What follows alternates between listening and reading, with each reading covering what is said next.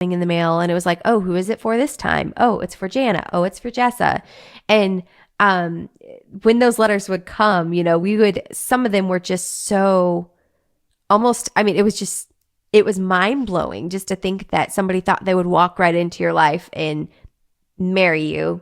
Like they were already basically proposing in their letters. And it was like, wait, what? Prison? Yes. Oh, literally, like,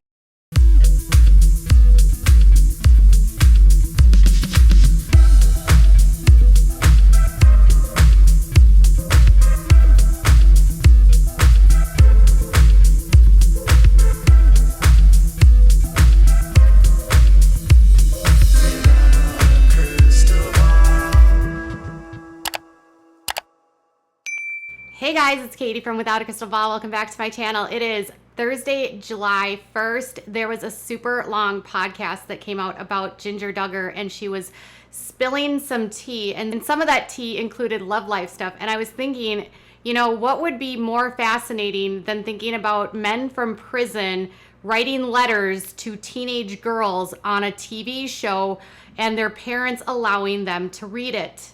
It's almost like Jim Bob knew that there was going to be a period of time when his family would be receiving letters from prison, and it would be his own family. Okay, so Jinger has been opening up. This is actually a podcast I think you guys need to listen to. I did another video earlier about the aspect of her not being able to trust people in the public because of her position in the public eye, her parents getting her into fame as a child, her being very uncomfortable being famous. And there was no discussion about Josh. And a lot of people in my first video were just like, well, she doesn't feel this way she doesn't feel like she can't trust people because of fame. It's because of what Josh did to her, or it's because of what happened to her as a kid. And I can't say yay or nay why. I will just say that I wouldn't expect Jinger to say much of anything at all about Josh. It just doesn't seem like she wants to go there. But in this clip from the podcast, she talks about how men from all over the place wanted to date her and her sisters, and how fame made that very precarious. So imagine you grow up and you have no access to TV, you don't get to listen to the radio, you have no friends because you're homeschooled. The only friends you have go to a church, they're also homeschooled. You don't have access to the same kind of sports as regular kids, you don't do the same things as regular kids, you don't wear pants. You are so tightly controlled, and you're in a massive cult, okay? And then your dad gets this idea that he's going to go on TV, and since he was struggling financially, in my opinion, decided to sell his family out and all of his convictions. The Duggars have always had this weird way of explaining that this was a way for them to spread their ministry, and I call BS. This was a way for them to make money, in my opinion. So Jinger in the podcast basically talks about how throughout the years as they were teens, getting to know guys was always difficult because they were famous. So imagine you are a teen girl and you are literally been famous since you've been 10, 9, 8 years old, and guys want to date you. And they have developed an idea of who you are. They have developed a relationship with you, and they send you letters professing marriage to you. That happens. Check it out. Guys would write from prison for my sisters. Like, you had a wide variety, and it was crazy. So we constantly had letters coming in the mail, and it was like, oh, who is it for this time? Oh, it's for Jana. Oh, it's for Jessa. And when those letters would come, some of them were just so almost, it was mind blowing just to think that somebody thought they would walk right into your life and marry you. Like they were already basically proposing in their letters. And it was like, wait, what? Prison? Yes. Oh, literally, like the craziest letters. And they thought it was legit. But looking at it, I can understand how somebody would think, oh, I know you so well because I watched you from a child grow up. So they think that there's a relationship there when there's not. It's like a one-sided thing. So she was basically saying that like some guys wanted to go to the church with her, and some guys would show up at church with her. Some guys would try different ways to get in. You know, I know it's only a very small part there, but the fact that men from prison were literally writing letters and the Duggars were allowing the girls to see these letters kind of disturbs me.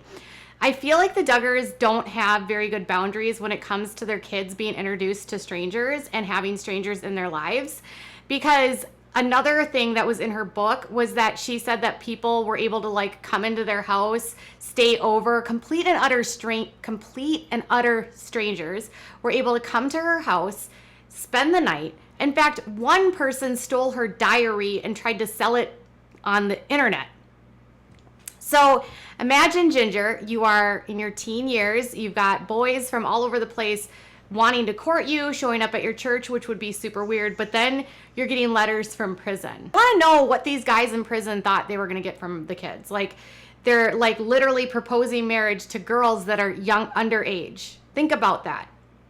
So men in prison, adult prison, men in adult prison, okay, sending letters to minor children, allegedly, and asking them to marry them.